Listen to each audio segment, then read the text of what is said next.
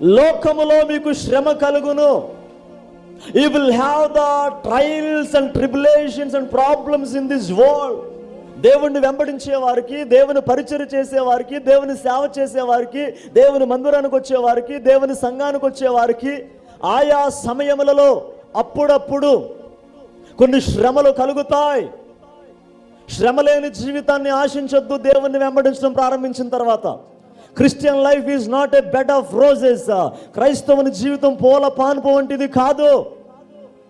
ఆమేన్. శ్రమ లేని జీవితం ఎక్స్పెక్ట్ చేయొద్దు.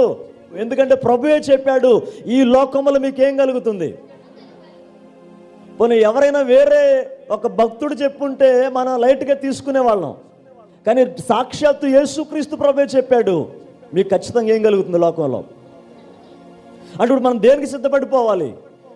ఏదైనా దేవుడు అనుమతిస్తే దేనికైనా మనము స్వీకరించడానికి సిద్ధపడిపోవాలి. ఆమేన్. దేవుడు కేవలం దీవించే దేవుడు మాత్రమే కాదు, అప్పుడప్పుడు కొన్నిసార్లు శ్రమలలోనికి పంపిస్తాడు, శ్రమల కొలిమిలోనికి పంపిస్తాడు దేవుడు, కొన్ని శ్రమలను అనుమతిస్తాడు దేవుడు. ఆమేన్. దేవుడు అనుమతించే ప్రతి శ్రమ మనం అనుభవించాలి.